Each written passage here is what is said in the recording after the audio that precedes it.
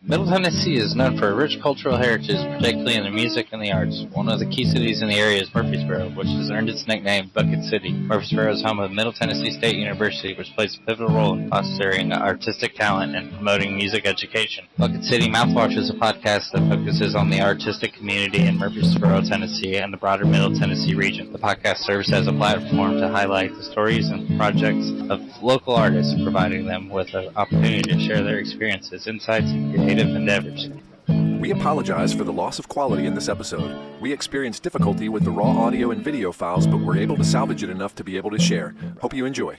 All right. We've got Mike and Shane, Tennessee Blues Mob, and Todd just put all Black Fox together. Hell yeah. Thank you.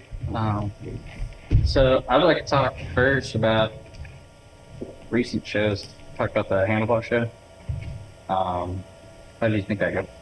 I love this show.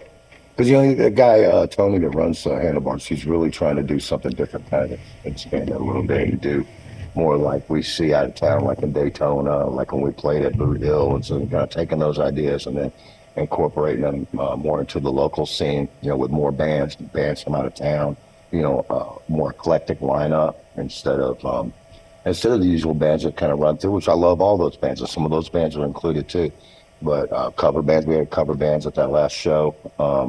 It was Big Daddy's Rock Festival, and we had Rising Up Angry come up from Florida, and because those guys got a whole different Florida kick with killer gear and they're total pro. We love playing with those guys. Mm-hmm. And then a lot of local heavy hitters like Pull. I really like Pull. I like Rattle Trap, even though I read they broke up the other day or something, but Rattle Trap, I thought they were really good. And then Evil Twin played inside. But the whole thing is more of a trying to, you know, kind of hype up our scene a little bit more, so it's, you know, so that, you know, the shows are presented, you know, more professionally and bigger, and, you know, more of a, you know, an environment where everybody's coming together, and so that's what we're trying to do there. And I like the guy. He's really favorable for helping the bands. That's why I like. That's what that show's about. So we'll be doing something in the spring, and then we'll do another Big Daddy's Rock Festival, and it's going to be amped up even more next year. So. Do you have any of the smaller shows like gyms? We're taking about 3 months off to finish writing. We've got about 3 or 4 more songs to finish our next album. We've been playing a lot over the last year and a half. A lot. We've been playing through Florida, Atlanta. We just got back from Atlanta, a couple gigs. We played at Motorheads and Sweetwater. They were great shows. We loved. We played with Rising Up Angry the Friday and Saturday before we did the Handlebar show. And we got a ton of shows planned for next year. Tours in Florida, you know, Atlanta, Memphis, Mississippi. We've got a lot of different things going on. But right now we're going to focus on. We're going to switch gears and focus on this, finishing the songs up for our next record. And we might write 5 songs. We have fun. We have so much fun jamming and playing. We might write 5 songs, and then, you know, maybe only 1 or 2 really fits into exactly what it is that we want to do. So we've got our last 3 or 4 songs narrowed down, and that's what we're going with. So the next 3 or 4 months we're going to hone those down and add them to the 4 or 5 songs that we have already, and then we'll be ready to record. We'll be next year. And I just had a single with for John Carpenter. Yes. The John Carpenter, the teaser things are out, you know, where they're showing, you know, they're just showing segments from the series, Something Wicked. And so every time somebody watches it, we have the theme song out, which is unbelievable.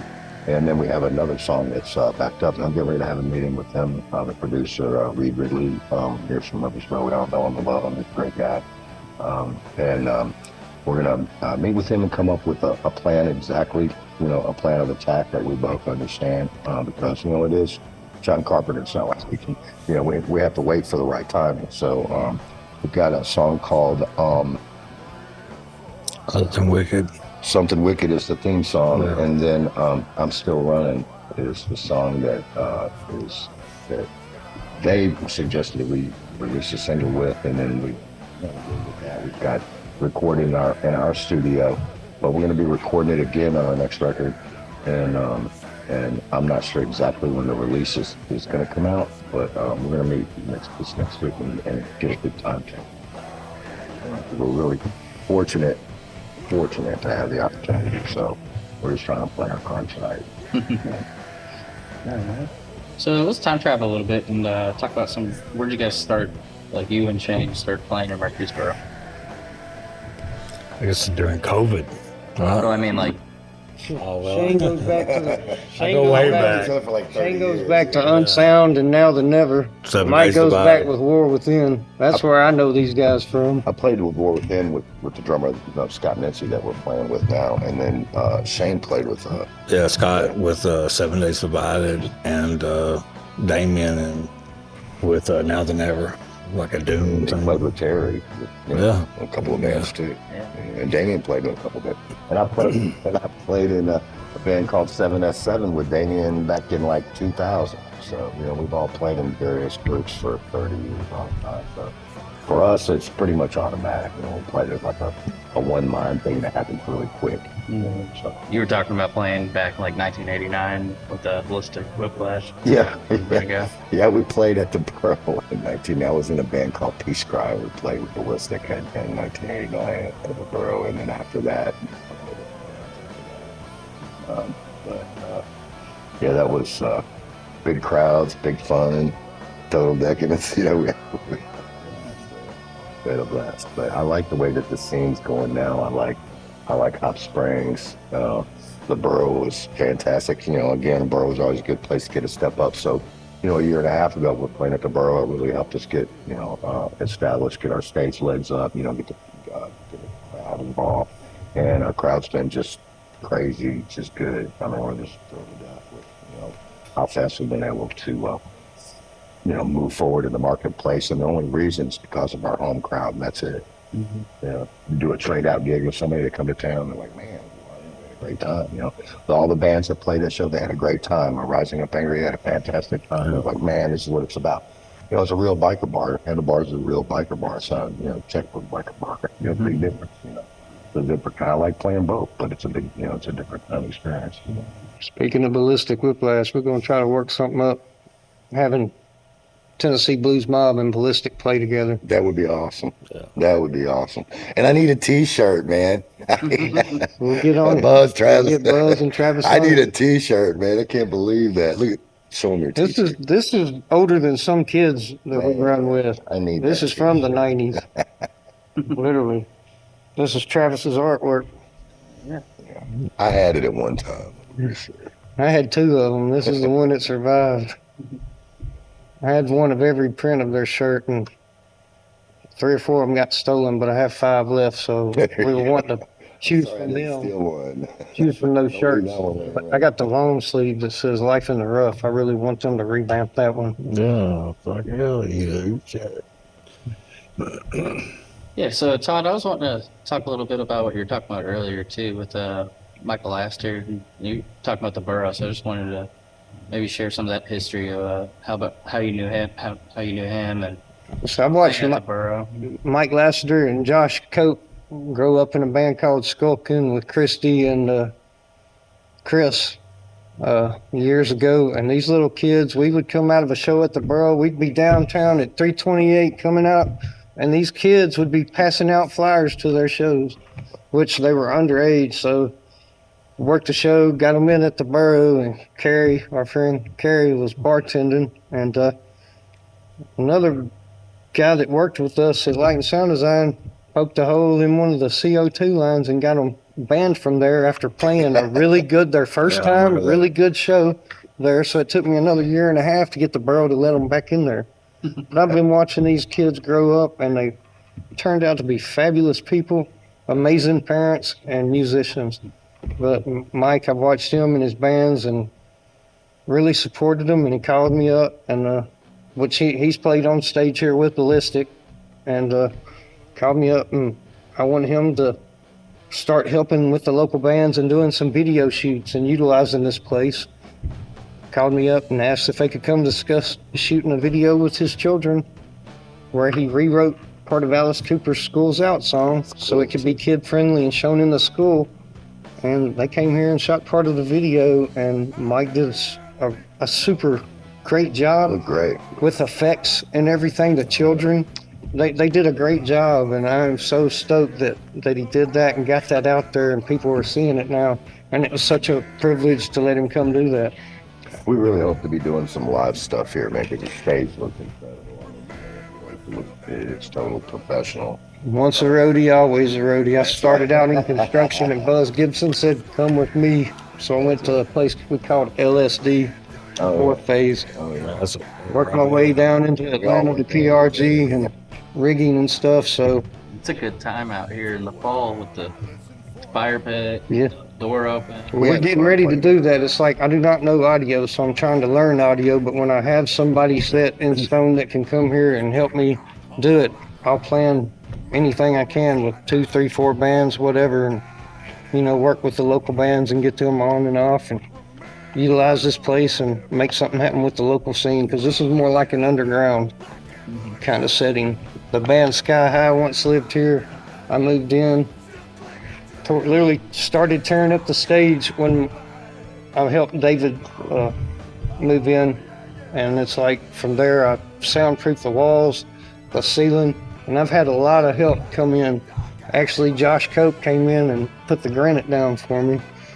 Tim Wilson, which all these people also want to come play on the stage that help utilize some of this and make it happen. So, yeah, I'm stoked to keep helping really people. Proud, man. I can't wait to come and The play. Tennessee Blues Mob actually helped me do my grand opening with the band Ejecta. Right. It was was great. awesome. It was awesome. Ejected. Okay. And also Jason Dietz, he's helped so much in doing everything around here with the audio, especially Jason always does a lot to help. the recording. Yeah, love his recordings. You guys are sweet. I've been rocking with They you since are. I first met you back in the 90s. You guys play like across from where we jam over at Rutledge. How long have you guys been playing with that area? 30 years, really. I've practiced there in a couple of different bands. Yeah. We have a studio there that belongs to Scott Mincey that we, since we can do all our pre-productions. Like we did last time before our last album that Jason recorded, which was fantastic. We did all the pre-production there in our home studio. We kind of get on top of it. That, Yeah, Scott's really good too. He really is, man. that storage unit facilities have been a home of a lot of little cryptids and legends. Tony DeFeo. I don't know. I remember it used to be Speaking of parties crisis, there. I believe Mike had a storage unit on the backside over there. There's probably 4 or 5 bands over there. Like Ballistic used to have their death metal guys on the other side, young guys, and it's kind of like storage unit over there. That's the only place I've ever played. I listened to them jam. In Murfreesboro. Yeah. So how heavy are you guys going to be getting on these next couple of songs that y'all are writing? Because I noticed y'all are getting a little bit heavier. A little bit heavier sometimes, but really it depends upon the emotion of the song, because we stick to the emotion of the song. If the emotion is super heavy, then we go there. We don't. We're all thrash musicians, so it's so that bait's always right there. But we stick to the integrity of the song. If the song feels this way, that's what we stick to, and that's what we're going to present. We're probably not going to get off into thrash beats or anything, but nothing's ever off the table with us. I'm too old to be moshing around. Coming from a mosh guy. But we stick to our blues, to our blues format that's right for us, with with a drop B tuning, kind of sound, because that's what we're used to playing. And when we came in, we intended to just, Shane and I were just wanting to do some straight blues, but we weren't good. We're so used to playing with the tuning that we just, there was no sense in changing it. That's where my voice wants to be naturally anyway. And it might have come across a little heavier than we had originally intended, but emotionally, the music matches the vocals, and the vocals match the music, and for us it's been just really kind of a rocket ride of just trying to keep up with, which just kind of exploded for us, regionally here quickly, faster than I'm not sure, not faster than we're ready for, but it's been tough trying to keep up with our schedule. We got landed the John Carpenter stuff, and we got tours in Florida and all over the place. Got all kinds of stuff going on real fast. So, we've got our vehicle travel situations. We're having to deal with. We got our, travel vehicle. So you got a van now, right here. You got a van now. Yeah, big travel vehicle instead of having to rent stuff. We've got gigs starting to pile up, looming. Festivals. We're really going for festivals. We've been fortunate enough to we headlined that Backwoods Farm Festival out in Lebanon, and that was actually a pretty cool show. We dug that. Had Nappy Roots with you? Yeah, we played with Nappy Roots, and it's funny they came out and and they're Nappy Roots. I mean, they're big time. They were fantastic, and those guys were really humble. They came out front. They filmed our stuff. They rocked out. They had a little drone flying around. They were totally cool. Hung out with them before and after, and they totally kicked ass. Crowd loved them. Everything, the whole experience was nothing but a class act, and they were totally cool. Man. We're probably doing some more shows with them too. So we had a great time doing that show. I see the roots, like metal at its roots with y'all, and it reminded of Pentagram and those bands, but vocally, I think is where it separates itself, and it has that blues influence. And that really got a little bit of religious background in you, Mike. there is an element of. I know sometimes I feel like we played with Jasmine Kane, and she said, there's like a 20%, 15-20% gospel aspect to it, and maybe so, but for me, it's about following the emotional integrity of where I'm going with it, lyrical wise. I am a spiritual person, but I'm not trying to preach or anything about it. I'm just, and I don't really write lyrics. If I ever really sit down and written lyrics, I don't really write lyrics.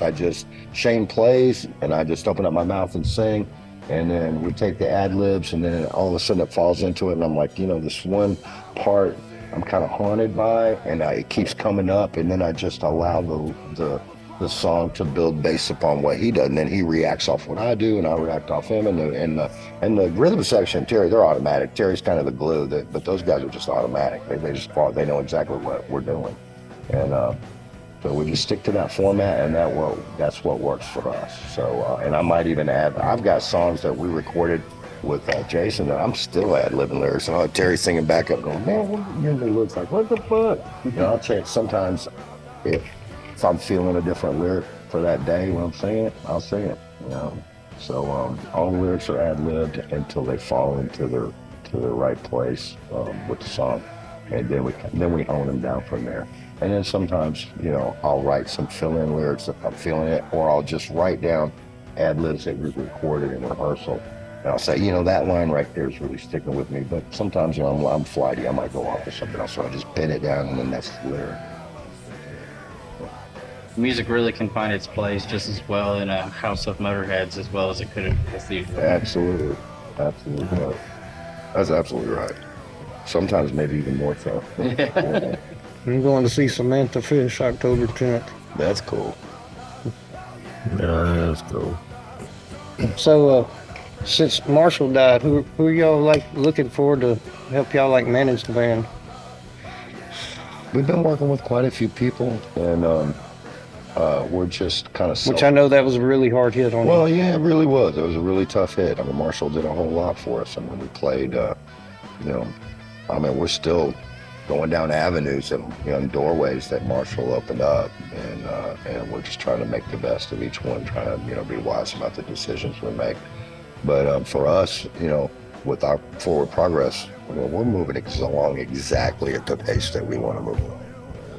Right on, we're right on time with everything that we want to do, and as long as we keep moving forward and following the path that he kind of helped us lay out, then I'm very positive about the outlook of the band. We're working with some people in Atlanta, and we've been offered contracts in several different things, but we're going to go ahead and focus on these songs right now instead of focusing on business, and we'll be working with those people coming up, and maybe we'll have some announcements, but right now we're just going to eclectic on what's the best thing for us, and that's to stay true to the writing part.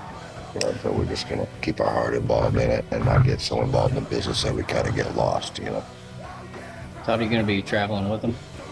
When they want me, need me to, I'd like to help them out with what they asked me, is to kind of help them out with a little bitty video and stage direction, which I've managed a few stages before. I was actually a stage manager here doing the local scene before I actually became an actual stagehand out in the workforce. We'll always be working with Todd on one way or another. My house is always open to these guys. We're probably going to do some experimental stuff with stuff projected behind the band, you know, when we're playing, and we're talking with them about that. You know, maybe some black and white video type stuff projected over while we're playing, maybe some old mob movies. Like that, my owners. Yeah. Black and white Scarface. Some old black and white mob movies. You know, we're looking at it right now. You know, we're just going to focus on these, you know, 3 or 4 songs that we've got, and just hone them down to where we know that they're as good as the group that we have, that we've been performing at. We've got, you know, the Something Wicked soundtrack will be on the next record, and then the song I'm Still Running, and then a song that's really been going over real well is a song called Why, you know. That song has really been, we're looking forward to recording that. And then a song that we've had for a while called I Can't Deny, and the song is one of those songs that it molds into something else, and then, you know, we hone that down, and then it starts to become something else. It's one of those songs that moves all the time. A transitional song. Yeah, it's just all, and this song always wants to move and change, and so and we've about got it, and we played it out for 6 or 8 months live, and but some of the versions that we did recently were pretty surprising, like damn. So I think we about got that song on down, but we'll definitely be on the record. Shane, you've expressed to me some interest in playing some hardcore. Just want to know what you were looking for. Well, I mean, I come from death metal and hardcore, you know, background. It's just, you know, scratching an itch. I enjoy it with Mike. I mean, that's #1. No matter what I do, this is gonna be #1. But yeah, man, just to have fun. I like to get out and play some heaviness, you know. And I think we're heavy, but it's a little bit thrash punk, you know. Yeah. I love seeing him on the stage. He says I intimidate him when I enter the room, so he has to put on a face and. I never thought I said that. But if you say I did, okay. That long ago, I lived right above you. Yeah, you did. A lot of trouble. A lot of boots, heavy boots walking. Yep. Yeah. But it was fun, man. We had a good time. But I think that, what mark are we at? That's all right. I think that the new songs that we got, man, are like really getting close to that edge, man, that we're trying to do sometimes, you know, with the heavier guitar parts. But really, if I can't hear some kind of blues melody over it, I throw it away, dude. So it could be heavy. You know, I got Black Sabbath influences and AC/DC or whatever, and plus the hardcore and death metals that I grew up on. But if it doesn't fit in my mind what Mike can express on it, I'll just throw it away. But this time we try to push it a little bit, you know, and there's blues tracks on there. Definitely. We got a swampy one. It sounds like Slayer. Yeah, it sounds like Slayer meets some kind of swamp blues, you know what I'm saying? But that's one of the 3 songs that we're working on at the moment. But yeah, you're excited about that. But it's going to be good, man. I'm excited about it. That's what's beautiful about music. You can do anything with it. Yeah, he's Terry. Damian, probably bending and sliding. Oh yeah, he's on a steel guitar on 2 tracks. Those are really, yeah, it's haunting. It's real haunting, man. One of them's that swampy thing I was talking about. The other one is just a heavy blues song, and it just fits, you know, to have a different element in the music that we got, you know. Makes me happy seeing Terry up on that stage. Kind of reminds me of Van Morrison a little bit. Terry's phenomenal. Yeah, that's the machine. He can kind of do a little everything. He can do everything. Yeah, Terry can play anything. He can play drums, bass, guitar, keys. It doesn't matter. Yeah. sing backup. He's the only person that's ever really been able to sing backup with me that made sense. He's a great singer.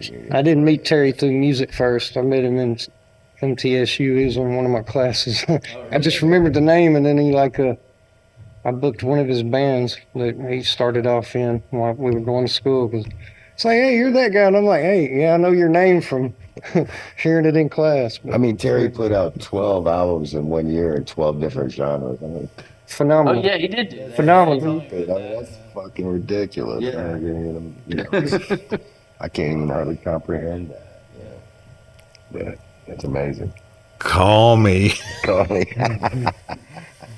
Yeah. Inside joke. Terry's the funny guy. So Todd, I want to talk a little bit more about like the work that you've put into here and how you've dedicated your hands to this place. How long time did it take to accomplish kind of where you've gotten to here? I helped David Hoffman. We call him Engine. He tattoos at Chrome Halo. He's one of the two owners there at Chrome Halo, which I helped build that tattoo shop with them. But he had me help him move in like 2012, and I started working on this place then. I moved in 2015 and started working on it a whole lot more. I've had a lot of contributing help. A lot of the people play in bands and want to come play on this stage. They wouldn't let me pay them with that in respect. During COVID, being a roadie in a local, it took all of our work away from us, and I was granted these grants and loans, or grants and a loan, and I stuck that loan in a money marketing account and started listening to people along the way. Hey man, why don't you do something? Why don't you do something? So I did it. I put a lot of time and effort in construction, lights, sound. I didn't know anything about audio. Built a sound system. Like I said, Jerry Gamble has helped me out a lot. He's out on the road right now with Rod Stewart. Jason Dietz has spent time over here helping me. He's helped with the shows that I put on. Look forward to doing more of that stuff. It's a lot of blood, sweat, and tears. Over in that corner, I was doing some caulk work on a ladder, and I have back problems because of working, degenerative disc disease, and pain made me go one way and the ladder went another. Fractured my pelvis right over there in that corner in 4 areas. It put me down for 3 months. And I went back and forth from a walker and a wheelchair. So blood, sweat, and tears have built this place, and a lot of contributing. It looks good. Yeah. It's come a long way since these guys have played in here, and I can't wait to have them back in here. We'll be back soon. DIY as it gets. It's got one of the better sounding, better looking stages in this town. Yeah, it does. I mean, Hop Springs is there, but that's not in your backyard. Got a lot of appreciation for like people who work stage work that bring that work into their own life, And so one of my friends that I grew up with, he's one of my first best friends, Tim Allen. He had actually worked and built one of the only in-home studios for one of the best recording artists in Nashville. He came and helped me do some of the work in here. So, yeah, I don't want to let this place go to waste. So that's why I'm like trying to learn audio and get more people in here and help them out more. Like I said, video shoots, anything I can help these local bands do, or podcasts. You're welcome to come up here. I can't wait to come back. Utilize it for podcasts. What about this music bureau that you So for years, it's just been a dream of mine to turn Murfreesboro into Music Borough and have all the bars and places with stages open it up all 3 nights of that 1 weekend a year and turning Murfreesboro into Music Borough. I would love to do that, and that's been one of my most ultimate goals that I've had for probably like since the 90s.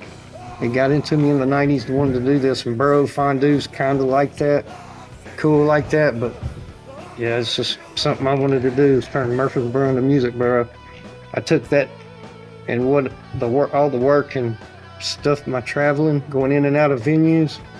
So I've sat down and drawn out my own venue proposal, an idea for a nice venue around here for local bands and touring bands to play together. And I hope to one day make that dream fulfilled. This is just a small Burroughs. start. I saw the Burroughs for sale again.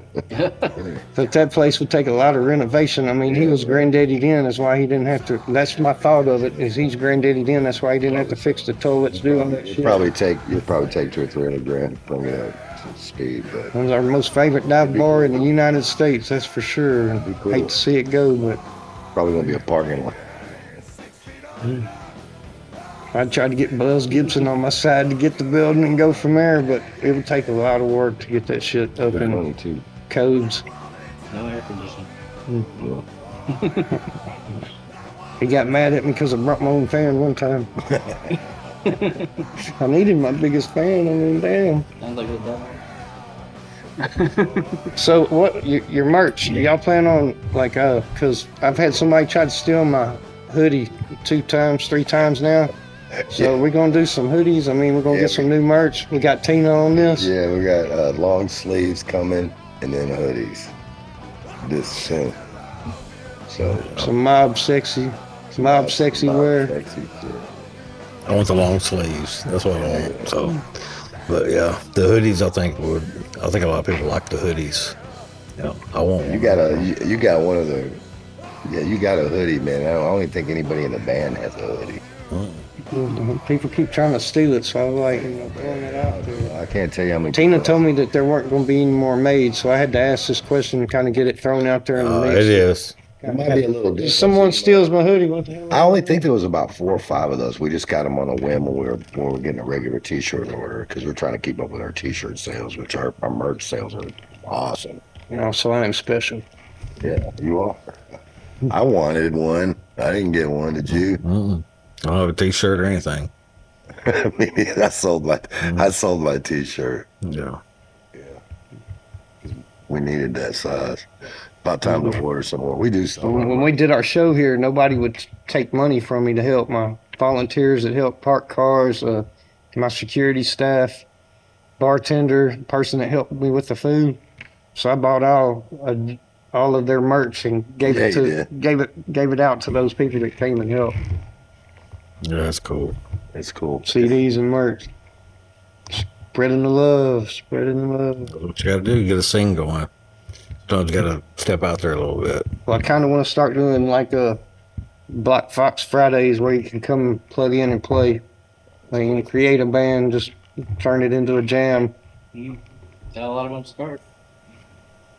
Bro expats. Where did the name Black Fox come from? So I have Cherokee. Both my mother and father's side of the families have Cherokee. My name is Todd. Todd is Scott Irish for Fox. This is the Black Fox area, Chief Black Fox. This is one of his 5 territories that he reigned and governed until the Union Army hunted him down. But he actually led them into the swamp over in here because the Cherokee used the cavern system that's up underneath Murfreesboro here. That's where they lived during the winters. That's where they ran in and out of all the time. They utilized it. I mean, it's got an ecosystem down there too. I didn't know But he led them in over. They chased him. He led them in over here at this part of the swamp, like in the Bradyville area, and came out at Discovery, where the Discovery Center is, and they've got it barred up. They're supposed to like reopen it up, that entrance there, but I just thought it kind of felt in rhythm with everything I had going on to call it Black Fox Entertainment and Events. I call the studio Black Fox 1902.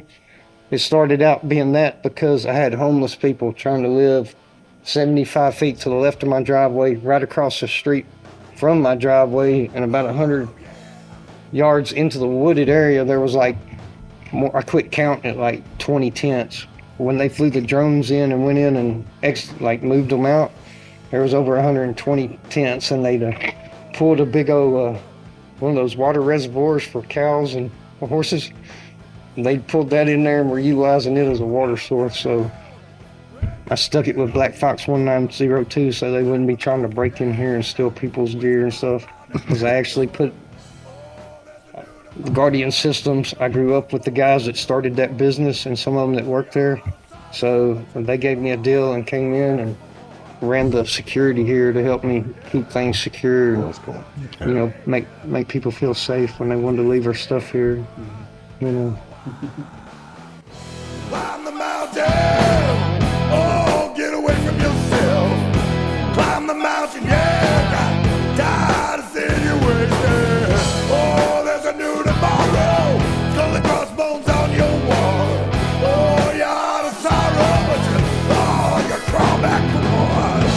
Oh, yeah, yeah. So you said you're like the only Murfreesboro podcast, right? So, well, so to speak, with what you were speaking about the Nashville scene, you're trying to keep. Let's get on that. Like, you're keeping it separated from Murfreesboro scene. I want to keep it Murfreesboro. The only way I'm having surrounding regions keep from surrounding regions As if they come. if they come here to do Right. to Murfreesboro. Gotcha. Yes, that's cool. Yeah. Yeah, and I think that's really cool. Yeah. There's a couple other people I've been hearing about. Sound pretty cool. There's a Pepto. We'll check them out. Yeah. There's always a cool punk scene here. Yeah. So there's always a lot of cool stuff. Had my ear to the ground over at the crossroads and Right. yeah. They'll tell me about some stuff that they got going on. We see some cameras running around the mosh pits and stuff nowadays. It's kind of when you see someone using flash in the mosh pit though, it's kind of Yeah. Triggering. yeah. I wouldn't carry my camera into a mosh pit because mosh pits I used to be in, we were like ruthless. Yeah.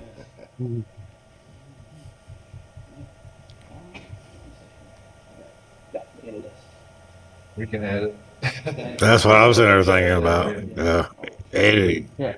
So I still want to bring it up, and then we'll do a whole episode, I think, here lately. But let's talk about the fossils.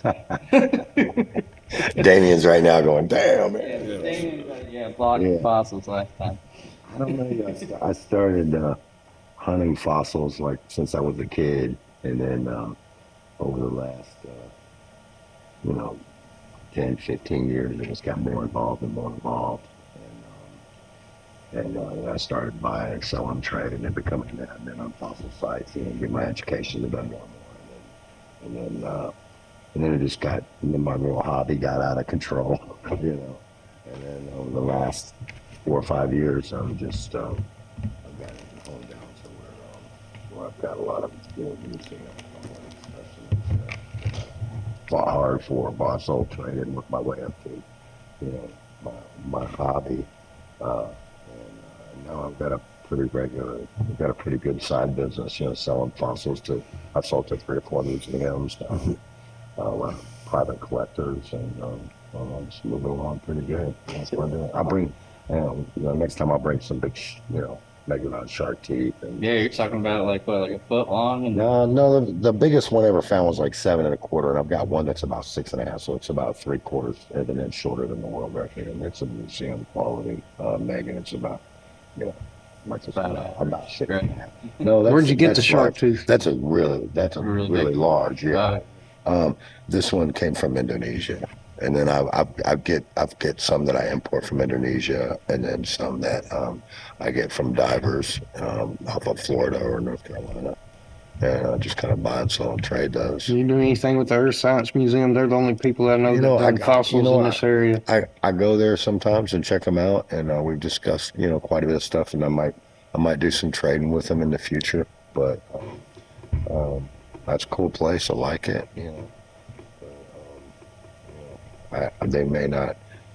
Some museums have a budget to buy, and then some don't. And I'm not sure where their budget is, but they have some cool stuff in there. Like I saw a Triceratops infant skull in there that I haven't seen in any other museum in the country. It seems like should be more known than that.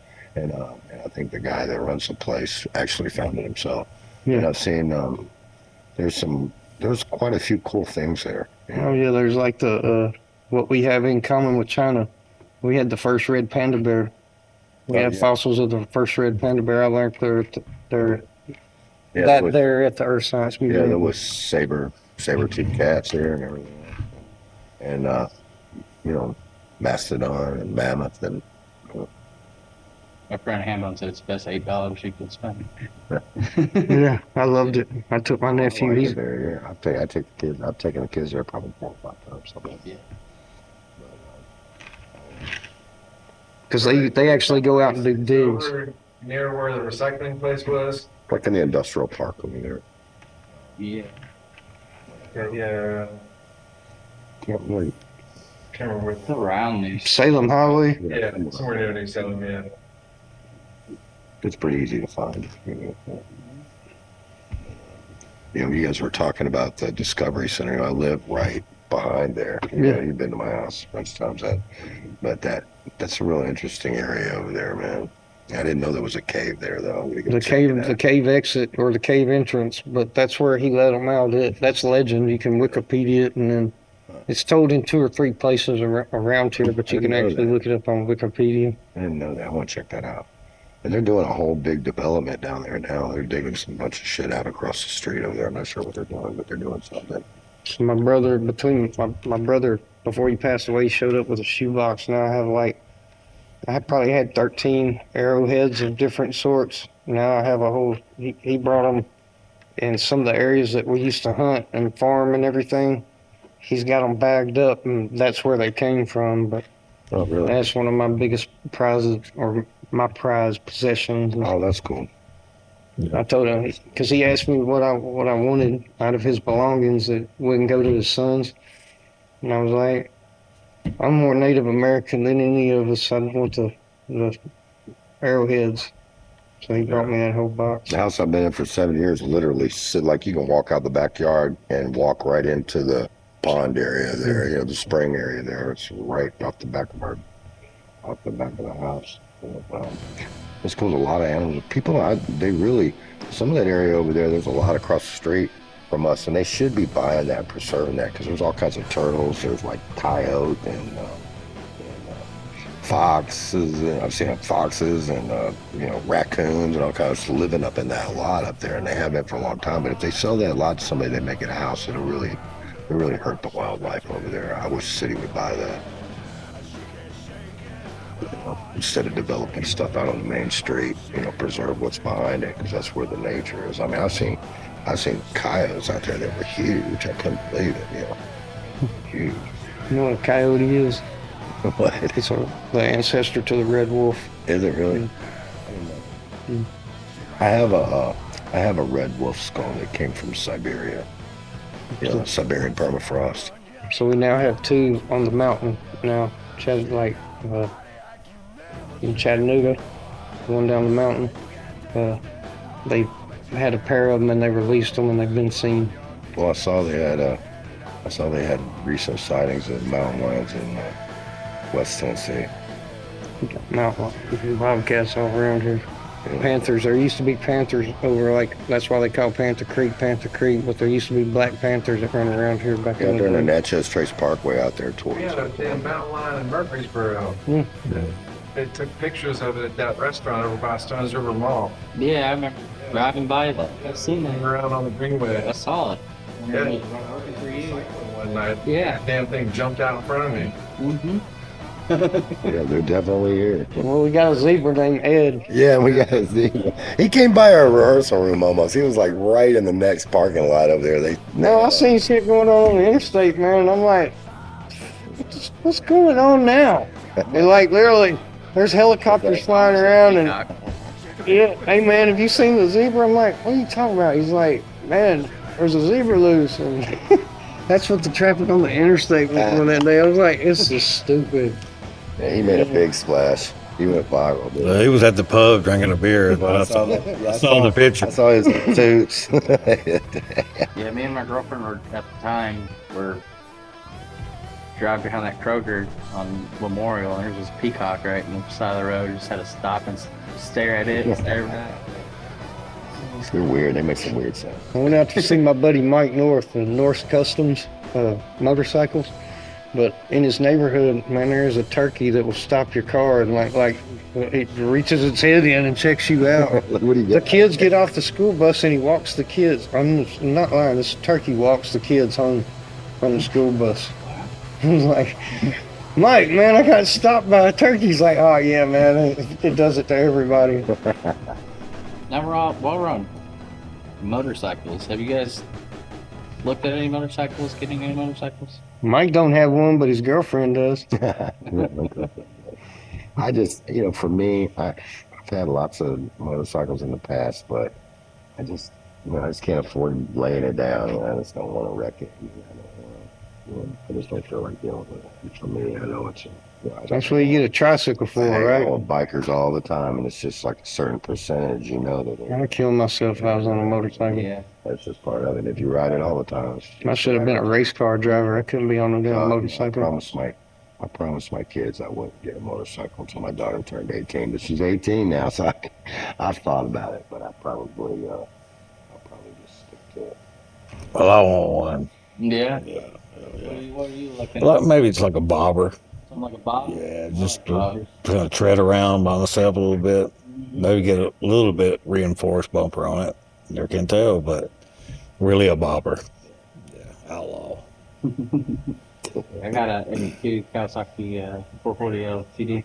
There you go. He's got a Triumph. Yeah, he's got a cool bike. Yeah, he's got a nice one. Yeah, he does. Triumphs, that is.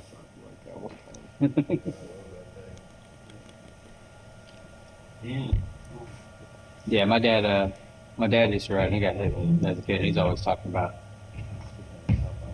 But he's always talking about that he didn't have what I had growing up, and just pierced the fucking self off. I mean, I'm still stiff in the morning when I get up. Sometimes my leg will be kind of funny from my motorcycle, so I just do have some issues here and there sometimes. So, maybe I will at some point in time, but right now I'd rather just stay healthy. I got too many responsibilities. Yeah.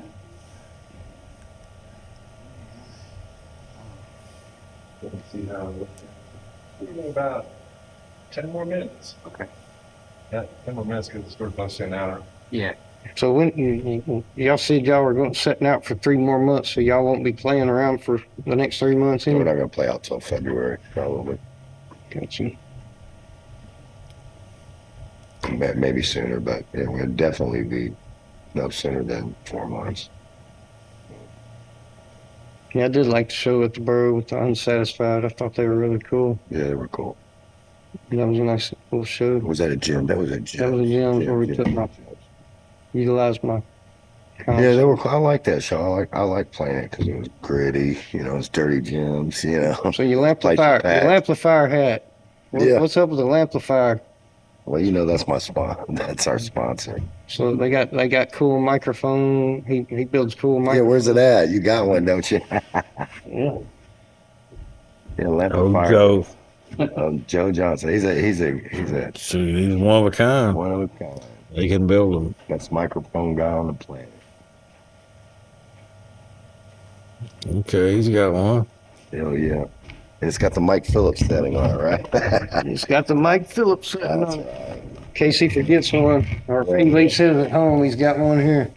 Yeah, that's a hell of a microphone. Lamplifier. It's the only way to go. They make he makes DI boxes too that are phenomenal. What I like about it is, it's got 300. I think this particular microphone has 308 different settings in it, so he can give you exactly the sound that you need.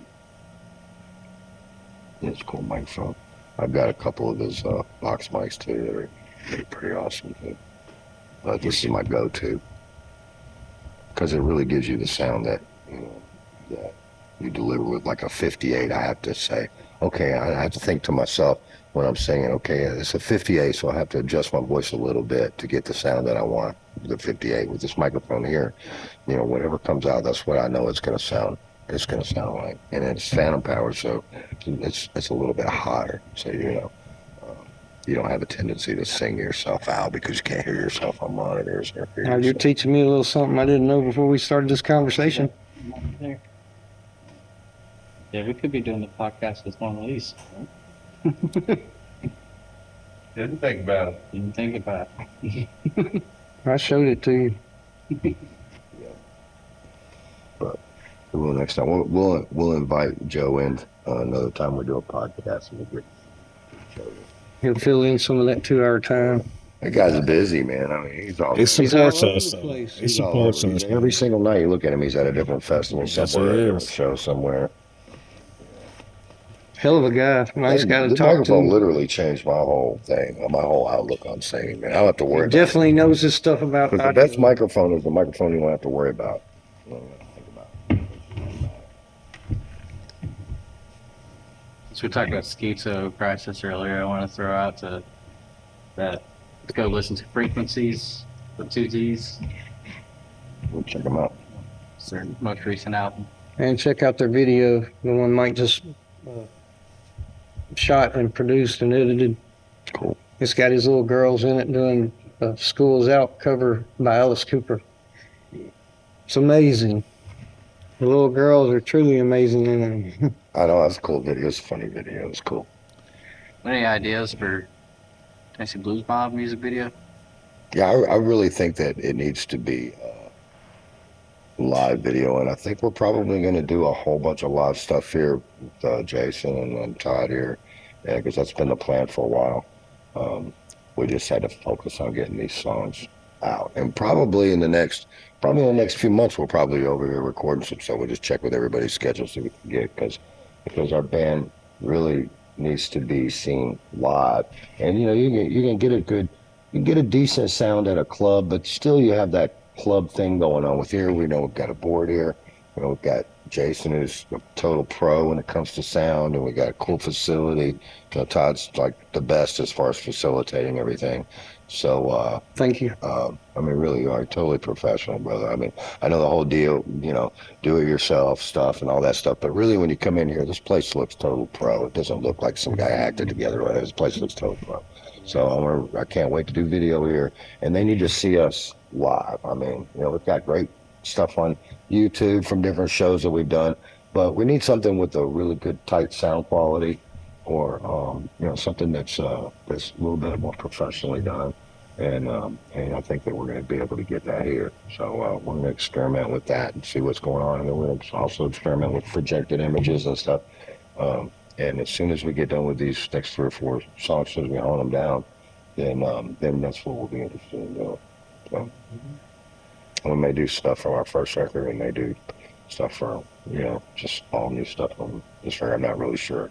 We're pretty much democracy. We all vote, everything in which direction that we're going. So we're just going to kind of feel our way through it, and the right situation will pop up. This is the right situation, but the right moment will pop up, and the right songs will pop up. So if anybody wanted the merch that you got out right now, how would you go about getting that if you didn't see you guys live?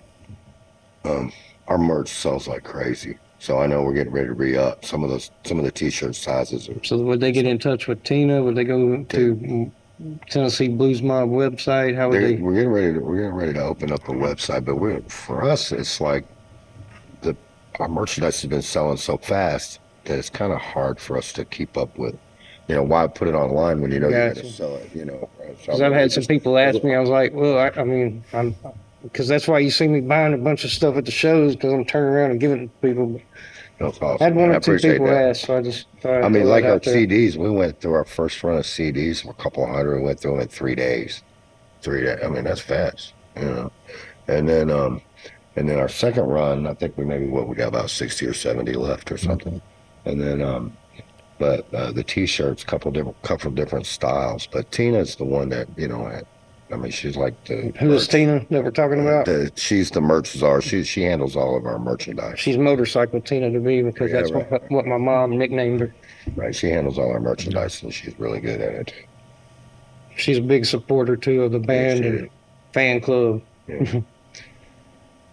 Smile, Shane. That's good to have her on your side, man, because she don't let shit slide. She's on everything. No, she's running the merch booth. She's the real deal, man. When it comes to that, she's good, man. Also, think about plugging in. Might get one out. Yeah. Or do you have any other shows coming up? Not until we get maybe Tennessee Blues Mob and Ballistic worked in. Yeah. That'd be great. It's like I've got one of my friends, Corey, says he's going to have some spare time to me set a show and him run the board where I can manage everything else, from parking to security, if I have food and beverage, that kind of thing. But yeah, I hope to be doing something. That'd be awesome to do. Something real soon coming up because of the cooler months. I was at that It's real hard show. to do. I was at that do show this. Ballistic played there last time. Yeah. It was a good show. Well, they came to see you, and y'all talked about it, so let's make it happen. Hell yeah, that'd be great. Thanks for having you all on. I think Appreciate we're about you, man. wrapped up on an hour. What did you say, Jason? Yeah. Yeah? All right. Thanks for the opportunity of Yeah. having this here and doing it. And like I said, I welcome you back. Thanks a lot, man. Thank you.